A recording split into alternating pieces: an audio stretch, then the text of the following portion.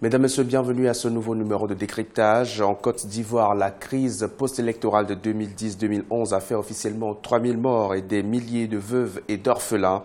Côte d'Ivoire Solidarité, une organisation non gouvernementale, se bat depuis lors pour une réconciliation vraie dans le pays pour l'indemnisation de ces couches vulnérables grâce à certaines actions caritatives. Ce numéro de décryptage reçoit pour vous Aimé Monoko Barato Maranata, président de Côte d'Ivoire Solidarité, pour évoquer le cas des veuves et des orphelins de Côte d'Ivoire 8 ans après la crise post-électorale. Quel regard portez-vous actuellement sur la situation des veuves et des orphelins en Côte d'Ivoire? La situation de ces personnes-là n'est pas du tout reluisante. Quand on se rend compte qui est quand monsieur était là,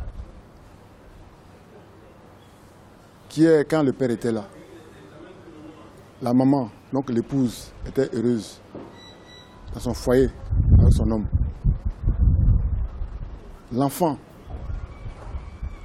était très content, jovial, de retrouver son père venant du travail avec des présents. Qu'aujourd'hui, on se retrouve abandonné dans les maisons appelées Sikobois. Mais c'est la désolation. La situation de ces personnes-là, elle n'est pas du tout reluisante. Leurs conditions de vie sont très déplorables. C'est compliqué pour eux, comme on le dit. Mais nous essayons de leur apporter un peu de joie.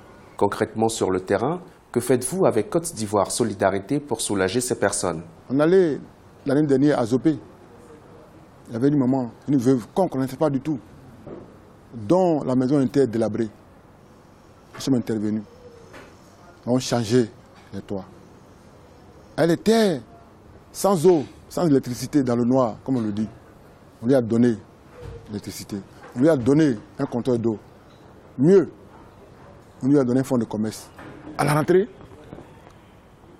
nous donnons des fournitures scolaires. Cette rentrée, nous avons pris 15 orphelins à Dabou, ici à Abidjan, à Wangolo-Dougou, et même ailleurs, les orphelins, dont nous avons pris en charge les frais de scolarité et également les fournitures.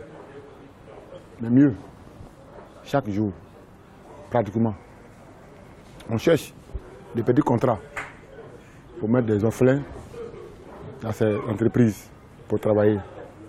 À ce jour, ce sont 172 personnes qui ont travaillé. Parlez-nous de vos projets pour un mieux-être des veuves et des orphelins. Nous avons déjà un débit de 150 millions. Voilà. Mais aux dernières nouvelles, on nous fait dire que ce sera un peu au-delà. Donc on va dire les 200 millions. Nous avons eu un terrain pour construire un centre de plus de 100 chambres. Le terrain, il est là. Nous attendons nos partenaires pour nous aider. Sortir donc un peu de moyens, toujours avec l'aide de nos partenaires, pour réinsérer les mamans dans les activités lucratives, pour permettre aux enfants d'aller de nouveau à l'école, pour permettre à ceux qui n'ont plus l'âge d'aller à l'école, et donc parce qu'ayant abandonné très tôt l'école, aller les mettre dans un petit métier, la menuiserie, la maçonnerie, l'électricité et autres. En fait, pour les réinsérer dans la société. Ils iront de là, dans leur petit boulot, dans leur jossi, et reviendront dormir là, sans payer l'électricité, sans payer l'eau, sans payer à manger. C'est ce que nous voulons faire pour eux. Quel rapport entretenez-vous avec les autres qui évoluent dans ce même secteur? Nous ne sommes pas prétentieux, parce qu'avant nous, existe ce genre d'organisation. Il y en a plein. Et d'ailleurs, même pour la petite histoire, c'est sur une sœur, Dion, Marthe Dion, que j'ai eu une inspiration et j'ai prié. Et puis le Seigneur nous a convaincus de créer cette ONG. Au lancement en 2011, je l'ai invitée. Nous l'avons invitée, elle est venue participer au lancement. Donc ça veut dire qu'il y a des gens qui sont avant nous, qui le font d'ailleurs mieux que nous, et qui ont plus de moyens que nous. Nous tendons toujours la main avant de faire nos éditions. Il y a plein de gens, plein de footballeurs qui nous soutiennent. Donc nous voulons que les gens retiennent qu'on fait juste ce que Dieu a dit de faire pour son œuvre, pas plus. Mais pour cela, on a besoin que des gens nous soutiennent.